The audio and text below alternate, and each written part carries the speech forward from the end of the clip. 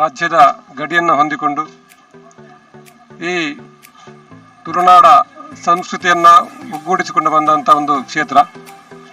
ಇಲ್ಲಿ ಪ್ರಧಾನವಾಗಿ ದೈವಾರಾಧನೆಯನ್ನು ಮಾಡುವಂಥ ಒಂದು ವಿಶೇಷವಾಗಿರುವಂಥ ಒಂದು ಕ್ಷೇತ್ರ. ಬೇರೆ ಬೇರೆ ದೈವಗಳ ಆರಾಧನೆ ಮುಖಾಂತರ, ಕ್ಷೇತ್ರಗಳ ಆರಾಧನೆ ಮುಖಾಂತರ ಕ್ಷೇತ್ರ ಹಾಗೂ ಮಸೀದಿಗಳನ್ನೊಳಗೊಂಡಂಥ ಒಂದು ವೈಶಿಷ್ಟ್ಯಪೂರ್ಣವಾದ ಒಂದು ಕ್ಷೇತ್ರ ಮಂಜೇಶ್ವರ. ಈ ಮಂಜೇಶ್ವರದಲ್ಲಿ ಹಳೆಯದಾದಂಥ ಜೈನ ಬಸದಿ ಇದೆ, ಶ್ರೀ ಅನಂತೇಶ್ವರ ಕ್ಷೇತ್ರ ಇದೆ, ಹಲವಾರು ವರ್ಷಗಳ ಇತಿಹಾಸ ಇರುವಂಥ ಬೇರೆ ಬೇರೆ ಕ್ಷೇತ್ರಗಳು, ಮಸೀದಿಗಳಿವೆ. ಇಲ್ಲಿ ಜನರು ಬೇರೆ ಬೇರೆ ಸಪ್ತ ಭಾಷಾ ಸಂಗಮ ಭೂಮಿ, ಕಾಸರಗೋಡಿನ ಮಂಜೇಶ್ವರ ಸಪ್ತ ಭಾಷಾ ಸಂಗಮ ಭೂಮಿಯಾಗಿದೆ. ಇಲ್ಲಿ ಬೇರೆ ಬೇರೆ ಭಾಷೆಯನ್ನು ಜನರಲ್ಲಿ ಮಾತಾಡ್ತಾರೆ. ವಿಶೇಷವಾಗಿ ಕರ್ನಾಟಕಕ್ಕೆ ನಮಗೆ ಸಂಬಂಧ ಇರುವ ಕಾರಣ ಇಲ್ಲಿ ವಿಶೇಷವಾಗಿ ತುಳು ಭಾಷೆ, ಕನ್ನಡ ಭಾಷೆ, ಬ್ಯಾರಿ ಭಾಷೆ ಮತ್ತು ಮಲಯಾಳ, ಒಟ್ಟು ಎಲ್ಲ ಭಾಷೆಯನ್ನು ಜನರು ಮಾತಾಡ್ತಾರೆ. ಮತ್ತು ನಮ್ಮ ಹೆಚ್ಚಾಗಿ ನಮ್ಮ ಕರ್ನಾಟಕದ ಸಂಸ್ಕೃತಿಯನ್ನು ಇಲ್ಲಿ ಅಳವಡಿಸಿಕೊಂಡಿರುವಂಥದ್ದು. ಯಾಕಂದರೆ ಅದು ಕರ್ನಾಟಕಕ್ಕೆ ಕನೆಕ್ಷನ್ ಆಗಿರುತ್ತೆ, ಸಮುದ್ರ ತೀರವನ್ನು ಹೊಂದಿದೆ. ಅದಲ್ಲದೆ ಇಲ್ಲಿ ಪ್ರಧಾನವಾಗಿ ಕೃಷಿಯನ್ನು ಜನರು ನಂಬಿಕೊಂಡಿದ್ದಾರೆ, ಮೀನುಗಾರಿಕೆ ಇದೆ, ವ್ಯಾಪಾರ ಇದೆ ಅಂತ ಎಲ್ಲ ವಿಭಾಗದ ಜನರು ಒಂದು ಸೌಹಾರ್ದಯುತವಾಗಿ ಒಂದು ಬದುಕುವಂಥ ಕ್ಷೇತ್ರ. ಇಲ್ಲಿ ಸಂಬಂಧಪಟ್ಟಂಥ ಜಾತ್ರೆ ಇರ್ಬೋದು, ಇನ್ನಿತರ ಯಾವುದೇ ಕಾರ್ಯಕ್ರಮಕ್ಕೆ ಎಲ್ಲರೂ ಒಟ್ಟಾಗಿ ನಿಂತು ಒಂದೇ ಮನಸ್ಸಿನಲ್ಲಿ ಒಂದೇ ತಾಯಿ ಮಕ್ಕಳಂತೇಳಿ ಜೀವನ ಮಾಡ್ತಿದ್ದಾರೆ. ಇಲ್ಲಿ ಮಂಜೇಶ್ವರದಲ್ಲಿ ಎಲ್ಲರೂ സുഭദ്രವಾಗಿ സുരക്ഷിതವಾಗಿ ജീവനം നടത്തിയിದ್ದಾರೆ. ഇവിടെ ഒരു ജൈൻ ക്ഷേത്രമുണ്ടല്ലോ, 200 വർഷത്തോളം പഴക്കമുണ്ടെന്നാണ് പറയുന്നത്. ഇപ്പോൾ അവിടെ വല്ല ആചാരങ്ങളും നടക്കുന്നുണ്ടോ? അവരുമായിട്ട് ആരെങ്കിലും ബന്ധമുള്ളവർ ആ പരിസരത്ത് ഇപ്പോൾ താമസിക്കുന്നുണ്ടോ? അവിടുത്തെ ഒരു സ്ഥിതി ഇപ്പോൾ എങ്ങനെയാണ്? ഇവിടെ ബംഗ്ര മഞ്ചേശ്വര എന്ന് പറയുന്ന ഒരു വില്ലേജാണ്. മഞ്ചേശ്വര പഞ്ചായത്തിന് ബംഗ്ര മഞ്ചേശ്വര. ഇവിടെ ബംഗാരസ പണ്ടത്തെ രാജാക്കന്മാർ, ജൈന ബസതിയാണ് അവിടെ ഉള്ളത്. പണ്ടത്തെ രാജാക്കന്മാരാണ് അവിടെ ഭരണം നടത്തിയത്.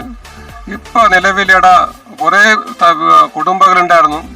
ഇപ്പം കുറച്ച് പേര് കർണാടക മാറിപ്പോയിട്ടുണ്ട്. ഇപ്പം അവിടെ 200 വർഷ പഴക്കല്ല, അതിന് എന്തായാലും ഒരു 1000 വർഷത്തിന് പഴക്കാന്നുള്ളത്. ഒരു ടൈമിൽ ഇടീ മഞ്ചേശ്വരനെ അവർ ഭരിച്ചുകൊണ്ടിരുന്ന ഒരു രാജാക്കന്മാരുടെ ഒരു തറവാടാണ്. ഇപ്പം അവിടെ നല്ലൊരു ബസതി ഉണ്ട്, ഒരു ചതുർമുഖ 4 ദ്വാരമുള്ള നല്ലൊരു ബസതി അവിടെ ഉണ്ട്. അത് പ്രവാസി ക്ഷേത്രമാണ്. എല്ലാവരും അവിടെ പോകുന്നുണ്ട്, അവിടെ അമ്പലം പൂജിക്കുന്നുണ്ട്. പക്ഷെ നമുക്ക് എല്ലാവർക്കും പോകും. ಸಪ್ತಭಾಷಾ ಸಂಗಮ ಭೂಮಿಯಾದಂತಹ ಮಂಜೇಶ್ವರ ತುಂಬಾ ಭಾವೈಕ್ಯದಿಂದ ಕೂಡಿದಂತಹ ಪ್ರದೇಶ. ಇಲ್ಲಿ ನಾವು ಅನನ್ಯವಾಗಿ ಜೀವಿಸತಕ್ಕಂತಹ ಒಂದು ವ್ಯವಸ್ಥೆ ಅಡಿಯಲ್ಲಿ ನಾವಿದ್ದೇವೆ.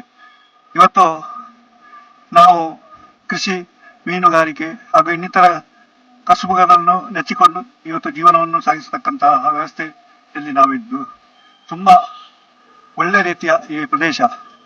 ಈ ಒಂದು ಕಡೆಯಿಂದ ಸಮುದ್ರ ತೀರ ಹಾಗೂ ಬೀಚಿನ ವ್ಯವಸ್ಥೆ, ಮತ್ತೊಂದು ಕಡೆ ನಮ್ಮ ಹತ್ತಿರದ ಹೈವೇ ರಸ್ತೆ, ಹೆದ್ದಾರಿ ರಸ್ತೆ, ಅದು ಇನ್ನೂ ಕೂಡ ಪೂರ್ತಿ ಆಗಲಿಲ್ಲ.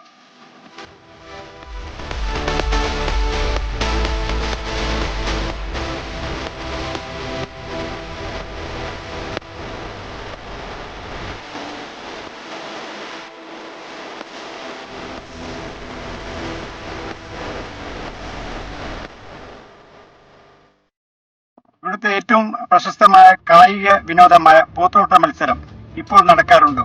അത് നിലച്ചു പോകാനുള്ള കാരണം എന്താണ്? പോത്തോട്ട മത്സരം ഇപ്പം ഇല്ല, ഒരുപാട് വർഷം ഇല്ലാതെ. പോത്തോട്ട മത്സരം സജീവമായിട്ട് എല്ലാ വർഷവും നടന്നുകൊണ്ടിരുന്നതാണ്. ഇപ്പോൾ എന്താ ഇല്ലെന്ന് പറയാൻ പറ്റില്ല. അതിൻ്റെ സംഘാടകർക്ക് വേറെയാണ്. ഇവിടെ തുളുനാടിൻ്റെ ഒരു സാംസ്കാരികമായിട്ടുള്ളൊരു ഇതാണെന്നൊരു മത്സരമായിരുന്നത്. ഒരു പ്രധാനപ്പെട്ട കായിക ഇനമായിരുന്നു അല്ലേ? ഒരു കായിക ഇനമായിരുന്നു, വർഷം നടന്നുകൊണ്ടിരുന്നതാണ്. ഇപ്പോൾ ഒരു 3-5-6 വർഷത്തായി ഇപ്പം നടക്കാറ്.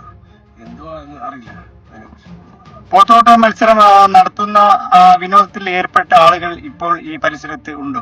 അത് ഈ പ്രദേശത്ത് എവിടെയാണ് നടന്നുകൊണ്ടിരുന്നത്? അത് ഈ അപ്പുറത്ത് പാലമുണ്ട്, ആ പാലത്തിൽ അവിടെ കാണുന്ന പാലത്തിന്റെ ഇവിടെ തന്നെ കബഡിക്ക് ഇവിടെ നടക്കാറുണ്ട്. കബഡി ഇപ്പൊ ഇപ്രാവശ്യം ഇപ്പൊ കുറച്ച് ഒരാഴ്ച മുമ്പോട് കുഞ്ചത്തൂർ വെച്ചിട്ട് അവിടെ കബഡി നടന്നതാണ്. പിന്നെ കബഡിയുടെ നല്ലൊരു അറിയപ്പെട്ട ഒരു വ്യക്തി സുധീർ എന്നാണ്, മരിച്ചുപോയി. കബഡിന്റെ മുമ്പന്തിൽ നിൽക്കുന്ന ഒരാളാണ് സുധീർ. അതുപോലെ ജബ്ബാർ ഒക്കെ ഉണ്ടായിരുന്നു. പിന്നെ കബഡി സംഘാടന സമിതിയുടെ MLA സംഘാടന സമിതിയുടെ പ്രസിഡന്റാണ് അല്ലെ? എല്ലാം സഹകരിച്ചിട്ടൊക്കെ പോകുന്നുണ്ട്. അവിടെ ജനങ്ങൾ കുടിൽ വ്യവസായമായ ഈ ബീഡി ഒരു ഫാക്ടറി തന്നെ, ദിനേശ് ബീഡിന്റെ ഒരു ഫാക്ടറി തന്നെ തന്നെയാണ്, ഈ തൊട്ടടുത്ത് തന്നെയാണ് ദിനേശ് ബീഡി. അതിൽ ഒരുപാട് ഫീമെയിൽസ് ഒക്കെ ജോലി ചെയ്യുന്നുണ്ട്, ഒരുപാട് ആൾക്കാരുണ്ട്. അതെടുത്ത് ഇവിടുത്തെ തൊഴിലായിട്ട് കണക്കാക്കപ്പെടുന്നു. ഈ ബീഡി തൊഴിൽ ഇപ്പോൾ എങ്ങനെയാണ് അതിന്റെ ഒരു ആ തൊഴിലിനോട് ഇത് ചെയ്യുന്നവർ അല്ലെങ്കിൽ ആ തൊഴിൽ ചെയ്യുന്ന പുതിയ തലമുറ ഇപ്പോൾ ആ രംഗത്ത് വരുന്നുണ്ടോ? പുതിയ തലമുറ വരുന്നുണ്ട്, ഒരുപാട് ആൾക്കാർ ചെയ്യുന്നുണ്ട്, സെപ്പറേറ്റ് ആയിട്ട് ഇങ്ങനെ ചെയ്യുന്നുണ്ട്, വീഡിയോ എടുക്കുന്നത്. പിന്നെ ഒരു കമ്പനി ആയിട്ടുള്ളത് ദിനേശ് ബീഡിയാണ് ഇവിടെ തൊട്ടടുത്ത് തന്നെ.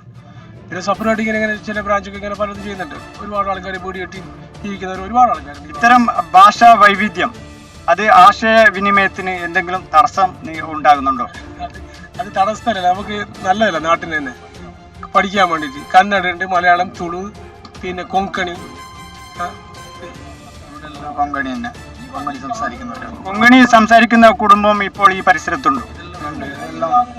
ഈ ബാക്ക് സൈഡെല്ലാം കൊങ്കണി തന്നെ, അവരെല്ലാം കൊങ്കണി സംസാരിക്കും. നമുക്കും ചിലത് മനസ്സിലാവും. അത് നല്ല തന്നെയല്ലേ ഒരു നാട്ടിൽ ശബ്ദ ഭാഷാ സംഗമം എന്ന് പറയുന്നത് 7 ഇതുണ്ട്. അതുകൊണ്ട് അല്ല, ഇവിടെ ഈ ഭാഗത്തൊക്കെ ഈ കാസർഗോഡ് നിന്ന് 7 ഭാഷ സംസാരിക്കാൻ. ഏത് ഭാഷ മനസ്സിലാവും, ഏത് ഭാഷ ആയാലും നമുക്ക് ഇവിടെ സംസാരിക്കാൻ പറ്റും. കന്നഡ, തുളു, മലയാളം. ഇത് ഒരു ഐശ്വര്യ നാടാണ് മഞ്ചേശ്വരം.